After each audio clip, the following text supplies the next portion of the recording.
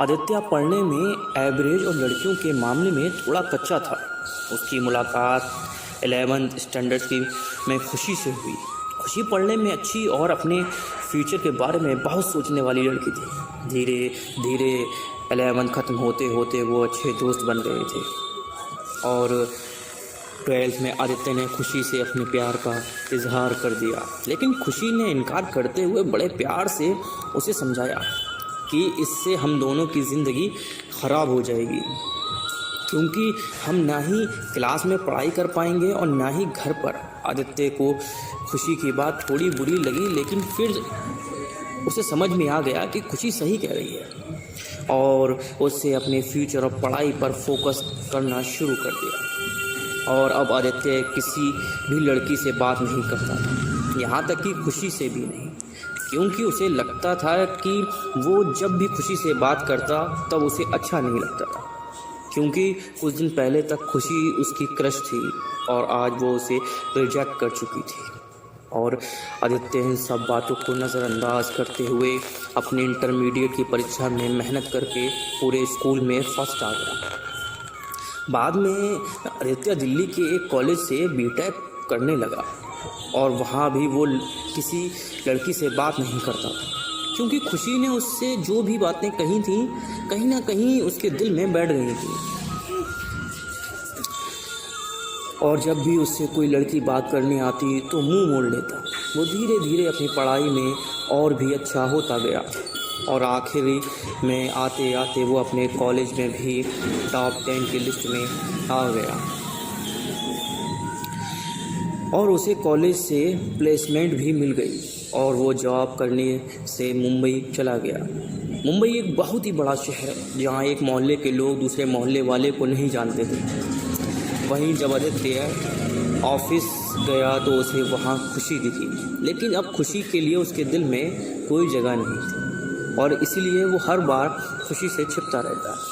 इसीलिए नहीं कि वो उससे नाराज़ था, बल्कि इसलिए क्योंकि वो फिर से खुशी की ज़िंदगी में नहीं आना चाहता था। लेकिन वो कहते हैं ना कि भगवान की मर्जी के आगे किसी की नहीं चलती। एक दिन ऑफिस के कैंटीन में खुशी ने आदित्य को देखा और उसके पास जाकर उससे बात करने लगी। आदित्य के पास भी खुशी से बात करने के अलावा और कोई रास्ता नहीं था। दोनों के दिल में पिछले 4 सालों से जो दर्द था उन्होंने एक दूसरे को बताया और खूब सारे बातें की। खुशी ने उससे बिछड़ जाने के बाद अपने सफ़र के बारे में बताया और आदित्य से उसके बारे में पूछा, जिसके बाद आदित्य को कहीं ना कहीं लगने लगा कि खुशी गलत नहीं थी और आदित्य को फिर से खुशी से प्यार हो जाता है। कुछ दिन बीतता है और दोनों की दोस्ती और भी गहरी हो जाती है। एक दिन अचानक आदित्य और खुशी से बात करते करते उससे अपने प्यार का इजहार कर देता है, लेकिन फिर इनकार कर देती है। और जब आदित्य उससे इसकी वजह पूछता है तो वो बताती है कि उसकी शादी तय हो गई है और 1 महीने बाद वो ये जॉब छोड़ देगी।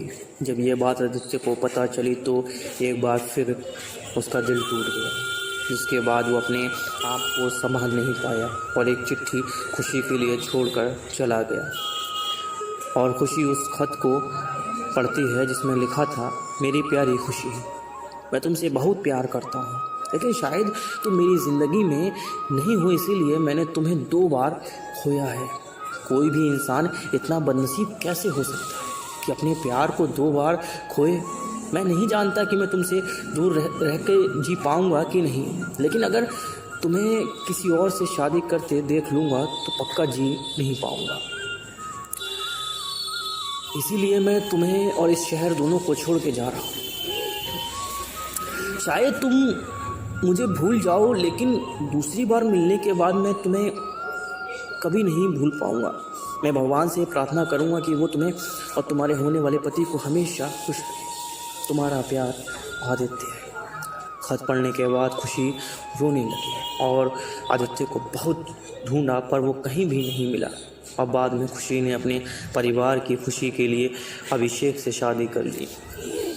लेकिन खुशी को आज भी ये बात हमेशा सताती है कि आदित्य कहाँ होगा, किस हाल में होगा। यहाँ तक उसे ये भी नहीं पता कि आदित्य जिंदा भी है या नहीं। एक तरफ खुशी अंदर घुटती रहती है, लेकिन दूसरी तरफ वो एक परफेक्ट बहू, परफेक्ट पत्नी, परफेक्ट माँ भी है, जिसे उसके परिवार वाले हमेशा प्यार करते हैं और हमेशा प्यार करते रहेंगे। हम ये तो नहीं पता कि खुशी 12th स्टैंडर्ड में या जॉब टाइम आदित्य को ठुकरा के गलत किया या सही, लेकिन आदित्य ने यह बात साबित कर दी कि वो खुशी से सच्चा प्यार करता है, और इस बात का एहसास शायद अब खुशी को हो भी चुका था, और इसीलिए शायद आज खुशी अपने आप को माफ़ नहीं कर पाई। बस इतनी सी थी ये कहानी।